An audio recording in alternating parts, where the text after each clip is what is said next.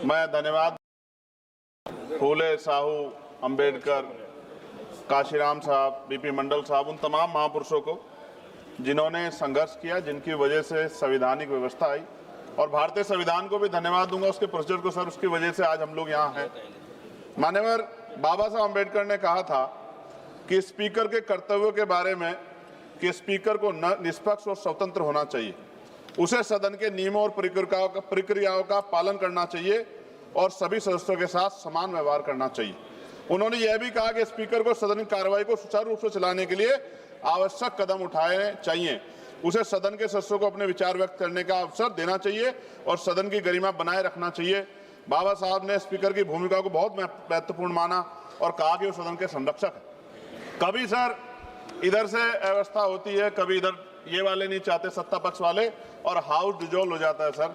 और हम जहां से चुन के आते हैं सर, वो लोग उम्मीद करके बैठते हैं कि इस आदमी को वोट दिया, ये जाके हमारे विषय को उठाएगा, और हम ठगे से होकर चले जाते हैं सर। यहाँ से कितने ऐसे रूलिंग है सर, चाहे वो शॉर्ट नोटिस हो, चाहे हाफ आवर टाइम हो सर, एडजमेंट मोशन हो सर, आज तक नहीं देखा हमने।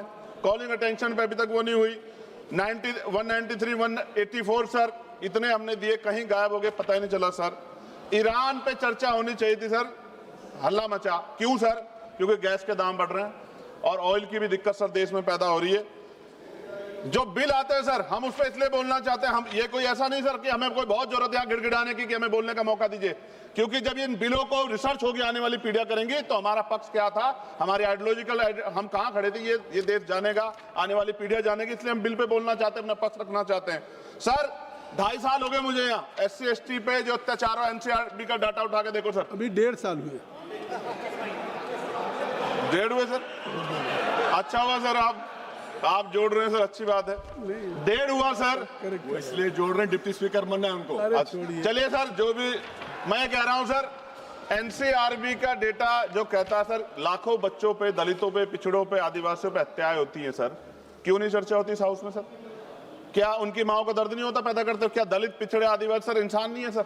सर जयसलाल सरोज को सर जला के मार दिया, कफ्ताड़ की माँ बेटी को सर अन्याय, और तरुण की हत्या कर दी सर दिल्ली में। आप मेरा सर दिक्कत ये है हम लोगों की, अगर हम यहाँ नहीं बोलते हैं तो हमारे क्षेत्र के लोग कहते हैं कि बोलना चाहते हैं, यहाँ लड़ते हैं तो हम ऐसे दिखते जैसे हम सर भीख मांग रहे हो, अपमान का घूंट पीते हैं सर हम इस सेशन में कि हम अपनी बात को रख सके, और हम अपनी बात भी पूरी नहीं कर पाते सर, क्योंकि आप वहां से ऑर्डर कर देते हो कि खत्म करो, खत्म खत्म। हमने तो आदरणीय होम मिनिस्टर बैठे, उनसे आग्रह किया कि सर आप चैम्बर में चले जाओ थोड़ी देर, कम से कम हम लोग बोल लेंगे अपने लोगों के विषय के बारे में, क्योंकि जब से वो बैठे हैं जिस तरह के इनसिक्योर आप हो रहे हैं वो तो किसी छिपावा नहीं है, बिल्कुल नहीं छिपावा है। मैं तो आग्रह करूंगा आदरणीय गृह मंत्री जी थोड़ी देर बैठ जाए सर, तो हम लोग को बोलने का मौका मिल जाए। सर एक सेकंड, आप सबको समझ मिल रहा है सर, आप बहुत, आपका सबसे ज्यादा आप चेक कर लो, सबसे ज्यादा आपका होता है सर।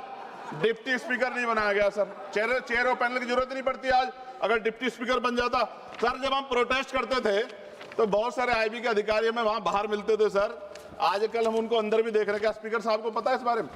सर भारतीय संविधान के अनुच्छेद 98 में संसद के प्रत्येक सदन के लिए एक अलग से सचिवालय का प्रावधान है, ओवैसी साहब उस पर बात कर रहे थे। यह अनुच्छेद संसद के प्रशासनिक और विधायी कार्यों को स्वतंत्र रूप से संभालने के लिए कर्मचारी नियुक्त करने और उनकी भर्ती और सेवा शर्तों को संसद द्वारा कानून बनाकर नियंत्रित करने की शक्ति देता है। लेकिन महोदय पिछले 10-15 वर्षों से लोकसभा में सचिवालय के रिटायर्ड अधिकारी जो चला रहे हैं, जो कि पहले कभी नहीं हुआ, कभी डिस्कस नहीं होता सचिवालय के कर्मचारियों, नहीं सचिवालय कर्मचारियों को खत्म कर रहा हूं, मुझे बोलने दो सर, बोलने दीजिए ना। आप बोलिए, विधायिका में कार्यपालिका की दखलंदाजी पिछले कुछ सालों में शुरू हुई है, ऐसा स्पीकर साहब पे बोल सकते हैं, सचिवालय संसदीय अधिकारियों पर से विश्वास उठ गया पिछले कई वर्षों से। यहाँ मैं बताऊंगा इसका रीजन सर, यहाँ पर से भारत सरकार के ब्यूरोक्रेट डिप्यूटेशन पे आ रहे हैं लोग। खत्म कर रहा हूं सर, एक पेज है, लोकसभा की स्वतंत्रता को धूमिल करे, क्या इन अधिकारियों सरकार के अधीन कार्य किया है? कई स्टैंडिंग कमेटी की रिपोर्ट में सरकार को संसद की तरफ से निर्देश करने का इन्हें डर लगता है, ये संसदीय परंपरा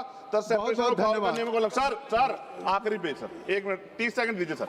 सर क्यों कह रहा हूं, कितने डिपार्टमेंट ऐसे हैं जहां अभी बैकलॉग है सर, और यहां भी है सर 40% ज्यादा SC ST OBC के बच्चों के हक। सर 30 सेकंड भी दे रहे आप, 30 सेकंड आप मना कर दिए, मैं तो सच कह रहा हूं। तो आज आप बोल दीजिए। मान्यवर बहुत सारे बैकलॉग हैं, SC ST के बच्चों को, OBC के बच्चों को अधिकार मिलना चाहिए, नौकरी रोजगार मिलना चाहिए, इसलिए मैंने इस बात को उठाया। कई वर्षों से लोकसभा में नियमित नियुक्ति भी नहीं हुई, रिटायर्ड कर्मचारियों को रखा है। लोकसभा के कर्मचारियों के निकट में सरकारी